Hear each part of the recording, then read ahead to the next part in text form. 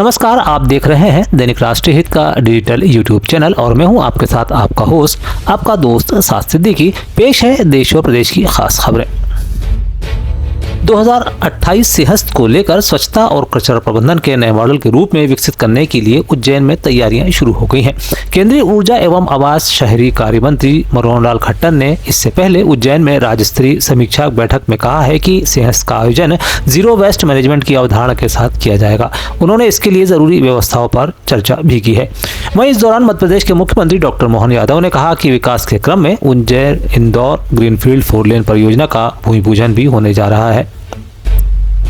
की है, मैं उनका एक तरह से आभार मानता हूँ। हमारे मंत्री माननीय कैलाश जी भाई साहब, माननीय मंत्री प्रद्युम्न सोमर जी, माननीय मंत्री श्रीमती प्रतिमा वागरी जी, हमारे सारे जनप्रतिनिधि, सांसद जी, श्रीमान अनिल फिरोजिया जी, विधायक श्रीमान अनिल जैन कालोहड़ा जी, महापौर जी, हम सब मिलकर के अपने अभी तक के सिंहस्थ के सारे विकास कार्यों की सबसे पहले समीक्षा में उनको सामने प्रेजेंटेशन भी किया है और आज यहाँ के बाद महाकाल के दर्शन के साथ कल कुछ स्थानों पर माननीय मंत्री जी स्वयं देखने जाएंगे।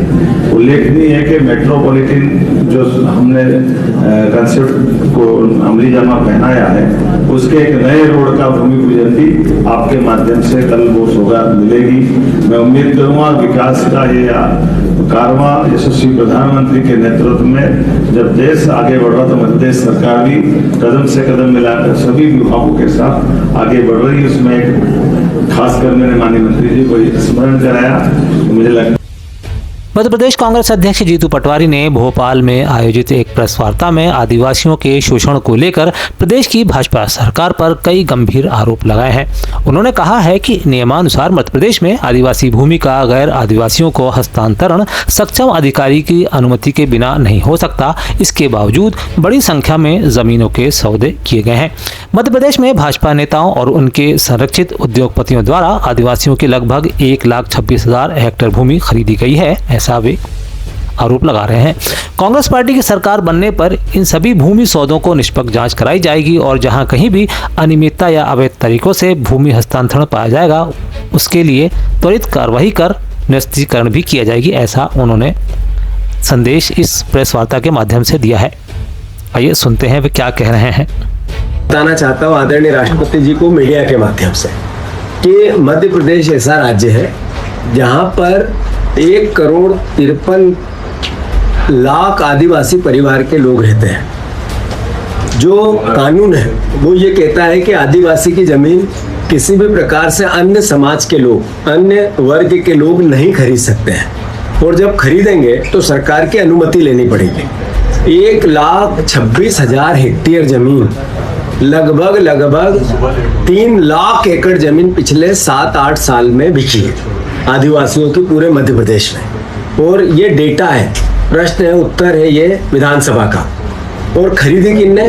तो इसमें बीजेपी के कई विधायकों के नाम आए, बीजेपी के कई मंत्रियों के नाम आए, बीजेपी के कई अन्य नेताओं के नाम आए, उद्योगपतियों के नाम आए। कंपनी के माध्यम से जमीन खरीदी गई, उसमें बीजेपी के लोग डायरेक्टर हैं या किसी न किसी रूप से उस कंपनी से जुड़े हुए हैं।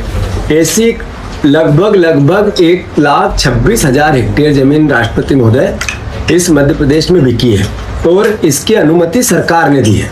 आदरणीय शिवराज जी की सरकार ने दी, आदरणीय मोहन यादव जी की सरकार ने दी है, आदरणीय भारतीय जनता पार्टी की नाम बदलने की राजनीति के चलते बरकतुल्लाह विश्वविद्यालय का नाम बदलवाने वाले कुलगुरु को अब हटा दिया गया है और साथ ही उनका इस्तीफा भी मंजूर कर लिया गया है। बता दें, इससे पहले भारतीय जनता पार्टी समर्थित भारतीय विद्यार्थी परिषद ने भी अपनी ही सरकार के खिलाफ जाकर मोर्चा खोल दिया था।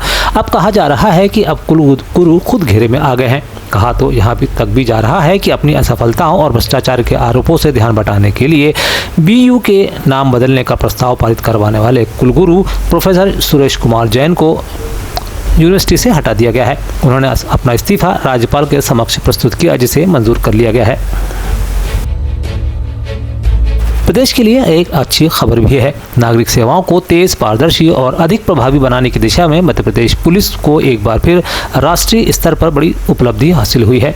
भारत सरकार के विदेश मंत्रालय ने वित्तीय वर्ष 2025-26 के दौरान पासपोर्ट सत्यापन कार्य में बेहतरीन प्रदर्शन के लिए मध्य प्रदेश पुलिस को देश में प्रथम स्थान से सम्मानित किया है। बता दें कि 5 लाख से कम पासपोर्ट सत्यापन श्रेणी में प्रदेश पुलिस ने यह उपलब्धि हासिल की है। खास बात यह है कि मध्य प्रदेश पुलिस ने लगातार दूसरे वर्ष यह राष्ट्रीय सम्मान प्राप्त कर अपनी कार्यकुशलता और जवाबदेही का परिचय दिया है। नीट का पेपर एयरफोर्स भारी सुरक्षा के बीच केंद्रों तक पहुंचा रही है। यह तस्वीरें भारत के शिक्षा मंत्री और उनके मंत्रालय का सुरक्षा को लेकर उनकी चिंता को दिखाना लाजमी है।